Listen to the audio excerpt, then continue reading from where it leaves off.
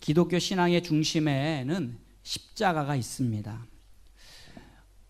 예수님을 믿는다고 하는 것은 날 위해 십자가를 지시고 물과 피를 다 쏟아 죽으심으로 나를 구원하신 그 예수님의 희생과 그 헌신의 사건을 믿는 것, 그것이 바로 예수 그리스도를 믿는 것입니다.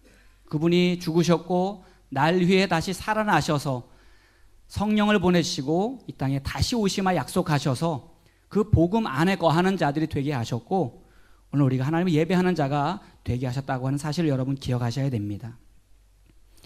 예수님이 날 위해 흘리신 그 십자가 사건이 나의 죄를 깨끗하게 하였습니다. 예수님께서 십자가에서 피 흘리신 그 사건 때문에 내가 영원한 생명을 얻었습니다. 십자가에서 피 흘리신 그 은혜로 거룩하신 하나님과 나는 화평을 이루게 되었습니다. 하나님의 자녀가 되었습니다. 하나님을 아버지라고 부를 친밀한 관계로 십자가에서 예수님이 나를 그렇게 이끌어 주셨습니다. 내가 저주받고 멸망받을 인생에서 축복받고 천국을 소유한 자가 되게 하셨습니다. 그렇기 때문에 우리는 예수 안에 거하는 믿음의 사람이 되어 우리가 살아가는 한 우리는 죽음도 두렵지 않아요. 고난도 우리를 무너지게 하지 못합니다.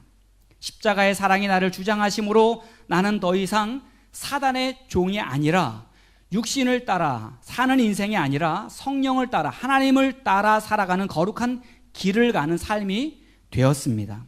예수 그리스도 안에서 우리는 새로운 피조물이 되었고 하나님의 창조의 섭리를 따라 이 세상을 아름답게 하나님의 나라로 변화시킬 하나님의 동력자가 되었습니다. 예수 그리스도의 십자가 안에서 하나님이 아브라함에게 약속하신 복을 주셔서 큰 민족을 이루게 하시고 우리의 이름을 창대한 이름이 되게 하시고 뿐만 아니라 세상이 복이 되게 하셔서 땅의 모든 족속이 우리로 말미암아 복을 얻게 하시겠다고 주님이 약속해 주셨어요. 제가 말씀드린 이 모든 것들이 다 예수님이 십자가를 지심으로 십자가에서 우리를 위해서 피 흘려 죽으심으로 말미암아 우리를 위해서 이루어 주신 사건이고 축복이라는 사실을 여러분 기억하셔야 됩니다. 그렇기 때문에 예수님의 그 십자가는 신비요, 예수님의 십자가는 능력이고 예수님의 십자가는 하나님의 그 놀라운 구원의 사건이고 기적의 사건임을 우리가 기억해야 된다라고 하는 겁니다. 그렇기 때문에 덴마크의 종교 사상자이자 실존주의 사상의 선구자 중에 한 사람이었던 키에르 케고르라고 하는 사람이 이렇게 말했습니다. 인생은 40부터가 아니다. 20부터도 60부터도 아니다. 인생은 십자가로부터다 그랬어요. 우리의 인생은 십자가에서 다시 시작되는 겁니다. 십자가에서 예전에 나는 죽고 이제 예수 그리스도 안에서 새로운 내가 시작되는 것입니다. 그때부터 우리의 인생은 진정한 하나님 안에서 새로운 출발을 경험하고 하나님 안에서 새로운 역사를 향해서 나아가는 삶이 되는 것입니다. 그렇습니다. 우리가 예수 그리스도의 십자가를 만날 때 거기서부터 우리의 인생이 시작되는 거예요. 십자가에서 보여주신 그 사랑의 깊이를 발견하게 될 때에 우리의 가정이 달라지게 될 줄로 믿습니다. 기쁨과 행복과 평안을 회복해 주십니다. 이 땅에 하나님이 이루시는 참된 정의와 사랑을 시작하게 됩니다. 하나님의 나라가 우리의 삶 가운데 하늘에서 이루어진 것처럼 땅에서도 이루어지는 놀라운 은혜를 십자가 사건을 통해서 하나님 우리에게 주셨다라고 하는 거예요.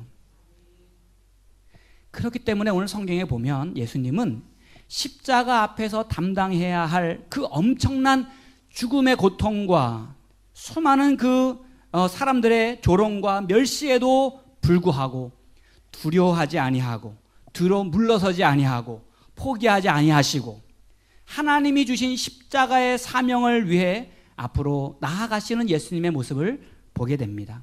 오늘 성경은 예수님께서 유대 지도자들 대제사장과 바리새인들이 보낸 무장한 사람들에 의하여 붙들려 가시는 장면을 기록한 내용이에요. 가룟 유다가 나옵니다. 가룟 유다는 예수님의 제자였어요. 돈꾀를 맡을 정도로 신임을 받았던 제자입니다.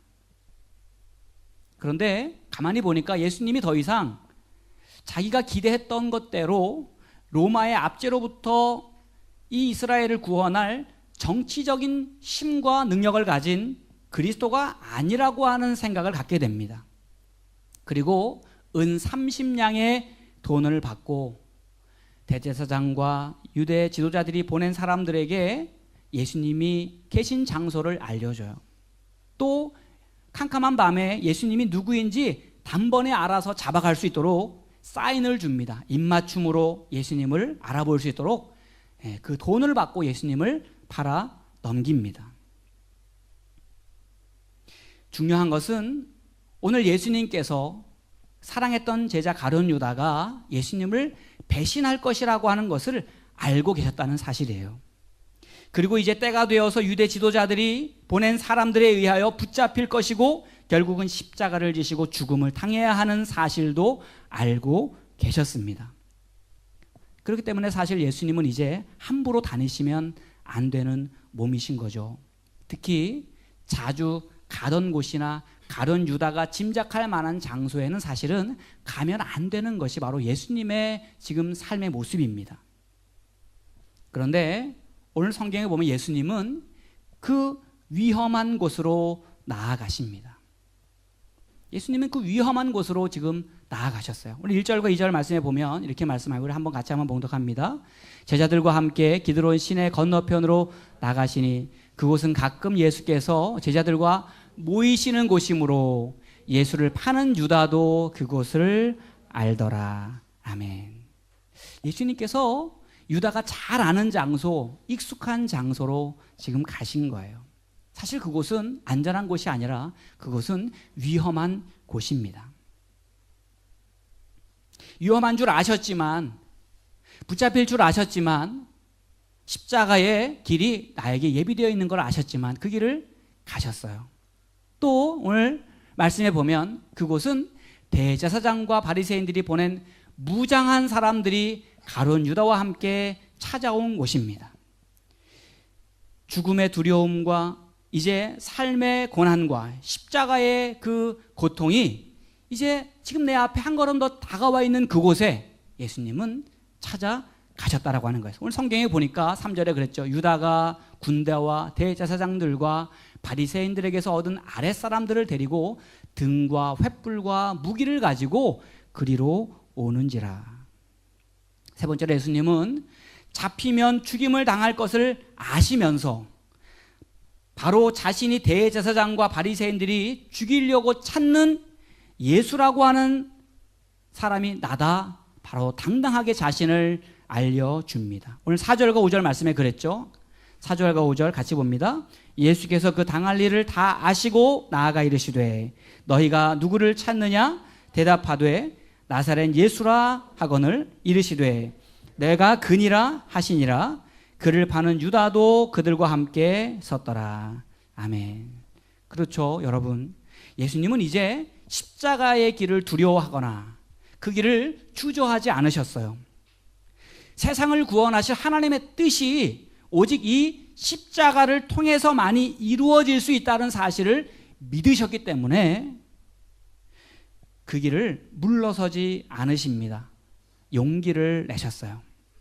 왜냐하면 예수님의 그 용기와 결단만이 세상을 구원할 능력임을 아셨기 때문입니다. 이사야 53장 5절 말씀에 보면 그가 찔림은 우리의 허물 때문이요 그가 상함은 우리의 죄악 때문이라. 그가 징계를 받음으로 우리는 평화를 누리고 그가 채찍에 맞음으로 우리는 나음을 받았도다 라고 말씀합니다. 이것이 바로 예수님께서 이 땅에 메시아로 오셔서 담당하셔야 할 십자가의 삶의 무게였어요. 창에 찔려야 함을 아셨고 모진 고문에 온몸에 상처를 입으셔야 할 것도 아셨습니다. 그리고 마침내 도살장에 끌려가는 양처럼 끌려서 십자가에 매달려 처참히 죽임을 당해야 될 것들을 다 아셨지만 그런데 그 찔림과 채찍질 당함과 모진 고통을 통하여 우리에게 임할 놀라운 구원을 예수님은 바라보셨다는 사실 여러분 기억하셔야 됩니다. 우리의 모든 허물과 죄를 용서받을 길이 십자가밖에 없음을 예수님이 아셨다는 거예요. 하나님만이 주시는 진정한 우리의 인생의 평화가 십자가의 길로 나아갈 때 우리의 삶 가운데 임하게 됨을 아셨기 때문에 인간의 모든 연약함과 육체의 모든 질병과 우리의 마음과 우리의 모든 영적인 나약함으로부터 우리가 나음을 얻게 하시고 치유함을 얻게 하시고 온전한 회복을 이루게 하시는 능력이 십자가의 길임을 아셨기 때문에 예수님은 용기와 결단을 가지고 십자가의 길로 그 위험한 자리로 나아가셨다라고 하는 사실 여러분 기억하셔야 됩니다. 베드로는요 칼을 가지고 있었어요. 오늘 성경에 보면 대제사장 말고의 귀를 잘라 버릴 정도의 칼을 쓸 수 있는 기술을 가진 사람이 베드로예요. 대항할 수도 있었어요. 그 자리를 벗어날 수도 있었어요. 도망칠 수도 있었어요. 그런데 오늘 예수님은 베드로에게 오히려 이렇게 말씀하십니다. 요한복음 18장 11절에 함께 봅니다. 예수께서 베드로더러 이르시되 칼을 칼집에 꽂으라. 아버지께서 주신 잔을 내가 마시지 아니하겠느냐 하시니라. 아멘. 예수님은 십자가의 길이 하나님이 나에게 주신 잔이기 때문에 비록 그 잔이 쓰디쓴 고난의 잔이라고 할지라도 용기와 결단을 가지고 그 순종의 자리로 나아가셨습니다. 십자가를 지셨습니다. 물과 피를 다 쏟아 우리를 위한 화목제물 대속의 제물이 되셨습니다. 여러분, 오늘 예수님은 저와 여러분이 가지고 있는 죄와 허물을 용서하시고 영원한 생명을 주셔서 하나님의 자녀의 영광을 얻게 하시고 사명을 감당하게 하시고 십자가의 능력 안에서 십자가의 길을 걸어가는 삶이 되게 하시려고 우리를 구원하시는 그 예수님의 그 용기, 우리 그 용기를 우리가 바라보기 원합니다.